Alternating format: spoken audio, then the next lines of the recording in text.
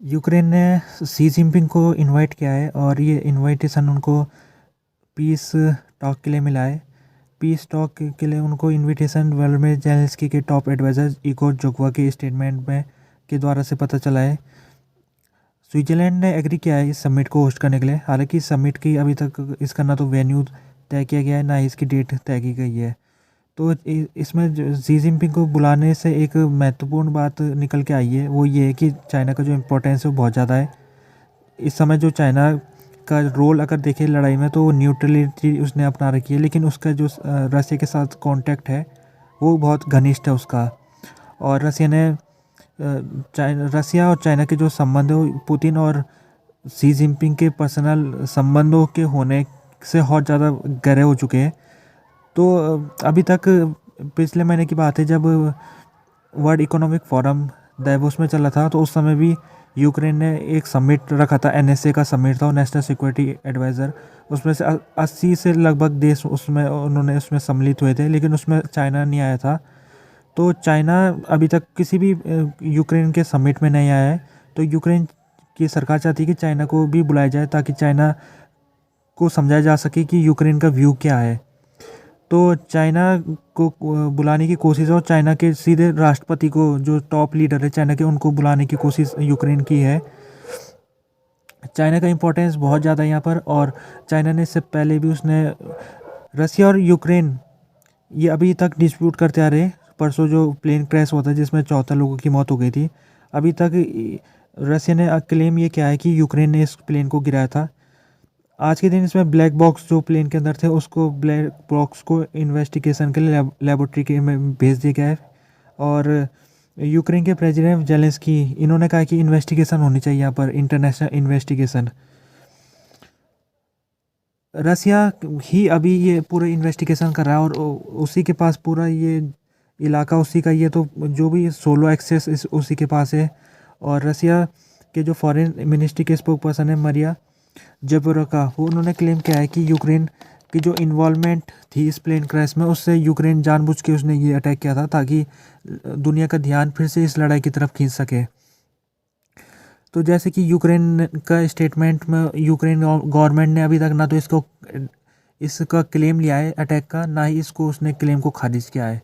Ukraine की government का कहना ये है कि हम हो सकता है कि हमने कोई मिसाइल अटैक किया होगा इस प्लेन के ऊपर, लेकिन हमको बताना चाहिए था। अगर ऐसे हमको बता देता कि इस प्लेन में लोग हैं, लगभग 65 यूक्रेन के कैदी थे इस प्लेन में, अगर रसिया बता देता यूक्रेन को, तो यूक्रेन मिसाइल अटैक नहीं करता। ये यूक्रेन की गवर्नमेंट का कहना है। हालांकि गवर्नमेंट ने ये भी कहा है कि अभी हम ये कंफर्म भी नहीं कह सकते कि जो अटैक पर्टिकुलर इस मिलिट्री प्लेन में जो अटैक हुआ हमारी मिसाइल द्वारा हुआ, ये भी अभी कंफर्म रूप से नहीं कह सकते। क्योंकि रसिया इस समय वो इन्वेस्टिगेशन वही रसिया कर रहा है। तो किसी भी तरह से इंडिपेंडेंटली वेरीफाई नहीं किया जा सकता है कि जो रसिया यूक्रेन के ऊपर आरोप लगा रहा है कि यूक्रेन ने किया, तो उसको इंडिपेंडेंटली वेरीफाई नहीं किया जा सकता इस समय। Wall Street Journal reporter Evan Gershkovich, ये लगभग 1 साल से रसिया में ये कैद कैद में है ये। और रसिया ने इनके ऊपर स्पाई चार्जेस लगा रखे, जासूसी के चार्जेस लगा रखे हैं। और ये वॉल स्ट्रीट जर्नल के लिए रिपोर्टर थे ये इवन ग्रोकोविच। और रसिया ने इनको पिछले साल मार्च के महीने में गिरफ्तार कर लिया था, और इनके ऊपर जासूसी का केस के ऊपर गिरफ्तार हुए थे ये। तब से लेकर अभी तक ये जेल में बंद है। और आज के दिन जो कोर्ट है, कोर्ट ने इनको इनकी जो सज़ा है उसको आगे बढ़ा दिया मार्च तक।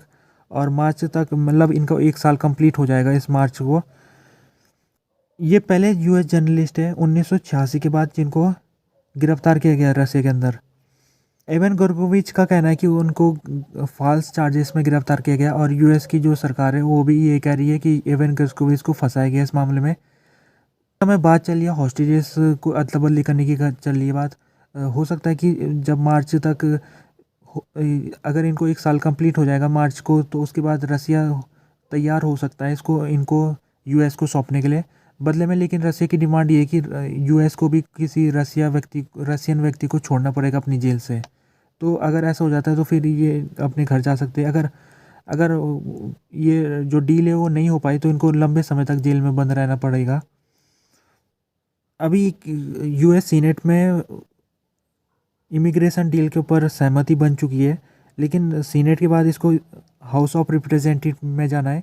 और हाउस ऑफ रिप्रेजेंटेटिव के जो स्पीकर है माइक जॉनसन, उन्होंने आज लेटर लिखा है और ये लेटर उन्होंने हाउस रिपब्लिकन को लिखा है, जिसमें उन्होंने कहा है कि ये जो डील है अगर सीनेट में पास हो जाती है उसके बाद हमारे चैम्बर में आती है, तो ये हमारे चैम्बर में जैसे आएगी वैसे ये डेड ऑफ अराइवर होगी, यानी इसका पास होने का कोई चांस नहीं है, ये उनका कहना है।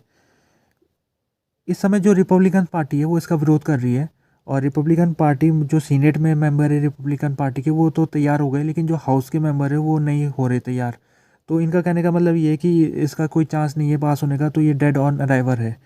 तो इस समय माइक जॉनसन भी इस डील के ख़िलाफ़ है, और वो डील के ख़िलाफ़ है, और वो अपने जो उनके सहयोगी हैं रिपब्लिकन्स उनको लेटर में यही बताना चाह रहे हैं कि जो ये डील है ये नहीं हो पाएगी। ये डील अगर नहीं हो पाई तो फिर इमिग्रेशन डील के ऊपर इस समय यूक्रेन का जो पैकेज है वो इसके साथ जुड़ा हुआ है। अगर ये डील नहीं हो पाएगी तो यूक्रेन का पैकेज भी पास नहीं हो पाएगा, तो इस डील को पास होना बहुत ज़रूरी है।